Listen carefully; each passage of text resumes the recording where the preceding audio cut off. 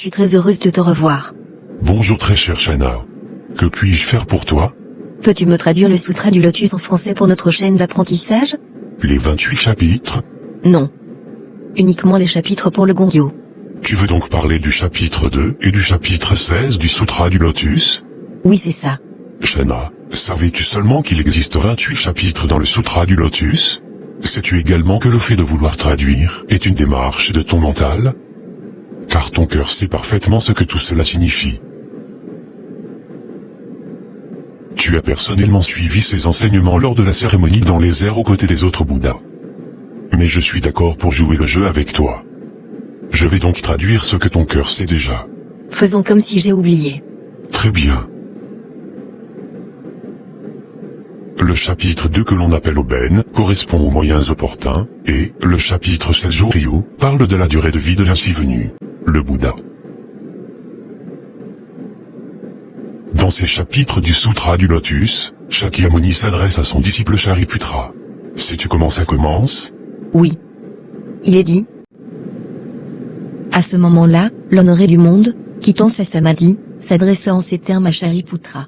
La sagesse des Bouddhas est infiniment profonde et incommensurable.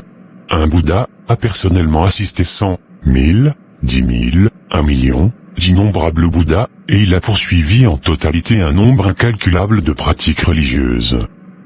S'étant exercé avec vigueur, il a acquis un renom universel. Il s'est éveillé à la loi profonde, inconnue auparavant et la prêche en accord complet avec ce qui est adéquat. Malgré cela, son intention demeure difficile à comprendre. Depuis que je suis parvenu à la bouddhéité Shariputra, j'ai largement exposé mes enseignements en m'aidant de différentes causes et de multiples paraboles, et me suis servi d'innombrables moyens opportuns, pour guider les êtres vivants et les inciter à renoncer à leurs attachements. Pourquoi cela? Parce que l'ainsi venu est en pleine possession des moyens opportuns aussi bien que de la paramita de la sagesse. Shariputra. La sagesse de l'ainsi venu est vaste et profonde.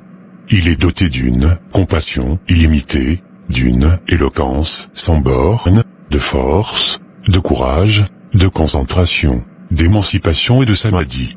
Il a pénétré très avant dans l'infini et s'est éveillé à la loi à laquelle nul n'avait encore accédé. Shariputra. L'ainsi venu sait établir plusieurs sortes de distinctions, et énoncer avec habileté ses enseignements. Ses paroles sont douces et gentilles et savent réjouir le cœur de ceux qui les entendent. En bref Shariputra, le Bouddha a pleinement réalisé la loi infinie, incommensurable, jamais atteinte auparavant. Arrêtons là Shariputra, je n'en dirai pas plus. Pourquoi cela? Parce que ce à quoi le Bouddha est parvenu, est la loi la plus difficile à appréhender, rarissime entre toutes. La véritable entité de tous les phénomènes ne peut être comprise et partagée que par les Bouddhas. Cette réalité consiste en l'apparence, la nature, l'entité, le pouvoir, l'influence, la cause inhérente, la relation, l'effet latent, l'effet manifeste, et leur cohérence du début jusqu'à la fin. Voici ma chère Shana comment se termine le chapitre 2 du Sutra du Lotus. Merci beaucoup, j'ai hâte de connaître la suite. Et oui, tu avais raison. Rien ne m'est inconnu. Mon cœur le sait depuis le temps sans commencement ni fin. Dans le chapitre 16, Jōryu, l'éveillé s'adresse toujours à son disciple Shariputra.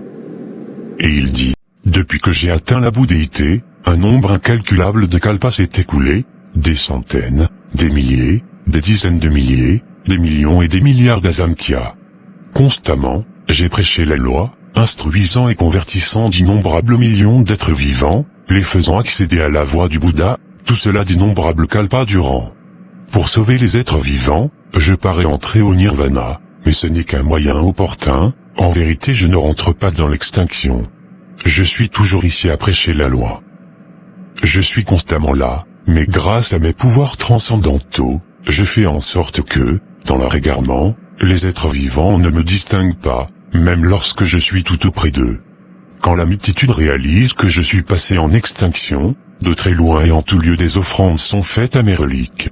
Les cœurs s'emplissent d'une grande aspiration, et la soif de me contempler saisit chacun. Quand les êtres vivants sont devenus des croyants sincères, qu'ils sont honnêtes et droits, que leurs intentions sont bienveillantes et que leur seul désir est de voir le Bouddha, sans hésitation aucune, même au péril de leur vie, alors, moi-même et l'assemblée des moines apparaissons ensemble sur le pic sacré de l'Aigle. À ce moment, j'explique aux êtres vivants que je suis toujours là, sans jamais entrer dans l'extinction, mais que le pouvoir des moyens opportuns me permet parfois de paraître m'être éteint, et à d'autres moments non, et que si dans d'autres terres se trouvent des êtres vivants respectueux et sincères dans leur désir de croire, parmi eux également, j'irai prêcher la loi inégalée. Comme vous n'avez jamais entendu parler de cela, vous supposez donc que je rentre dans l'extinction. Quand j'observe les êtres vivants, et je les vois se noyer dans un océan de souffrance, je ne me révèle donc pas à leurs yeux, afin de susciter chez eux une soif de ma présence. Puis quand ils y aspirent de tout leur cœur, j'apparais enfin et prêche la loi à leur intention. Tels sont mes pouvoirs transcendantaux. Durant des Asamkhya de Kalpa, j'ai constamment résidé sur le pic sacré de l'Aigle et en divers autres lieux. Quand les êtres vivants sont témoins de la fin d'un Kalpa et que tout se consume dans un immense brasier, cette terre, qui est mienne, demeure paisible et sûre, emplie en permanence d'êtres célestes et humains. Salles et pavillons dans leurs jardins et bosquets sont ornés de diverses sortes de joyaux. Les arbres précieux regorgent de fleurs et de fruits et les êtres vivants se divertissent à leur guise.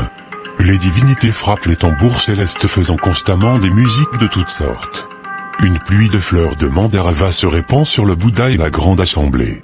Ma terre pure n'est pas détruite, alors que la multitude croit voir un brasier la consumer. Angoisse, terreur et autres souffrances de toutes parts l'envahissent. Ces êtres vivants, aux diverses offenses, en raison de causes provenant de leurs mauvaises actions, passent des Asamkhya de Kalpa sans entendre mentionner le nom des trois trésors. En revanche, ceux qui pratiquent les voies méritoires ont bon caractère, sont pacifiques, honnêtes et droits, me verront tous, ici, en personne, prêcher la loi. Parfois, à l'intention de cette multitude, je qualifie la durée de la vie du Bouddha d'incommensurable, tandis que j'explique à ceux qui ne voient le Bouddha qu'après une très longue période, comme il est difficile de rencontrer le Bouddha. Le pouvoir de ma sagesse est tel que ses rayons sagaces resplendissent à l'infini. Je dois à une pratique très longue cette durée de vie d'innombrables kalpas. Vous qui êtes dotés de sagesse, n'ayez aucun doute à cet égard. Chassez vos doutes à tout jamais, car les paroles du Bouddha sont vraies et ne sont pas fausses. Il est semblable à un médecin expérimenté, qui emploierait un moyen opportun pour guérir ses enfants à l'esprit égaré. Il se fait passer pour mort, bien qu'il soit vivant, sans que quiconque puisse affirmer qu'il ait menti. Je suis le Père de ce monde, qui sauve ceux qui souffrent et sont dans l'affliction. À cause de la confusion où se trouvent les gens ordinaires, alors que je suis vivant, je laisse croire que je suis entré dans l'extinction. Car, s'ils me voient constamment, arrogance et égoïsme surgissent dans leurs esprits.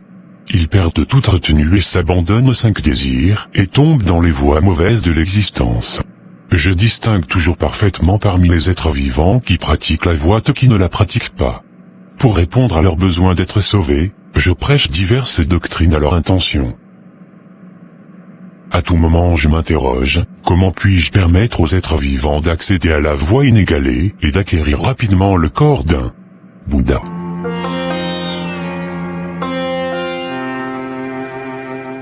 Merci beaucoup.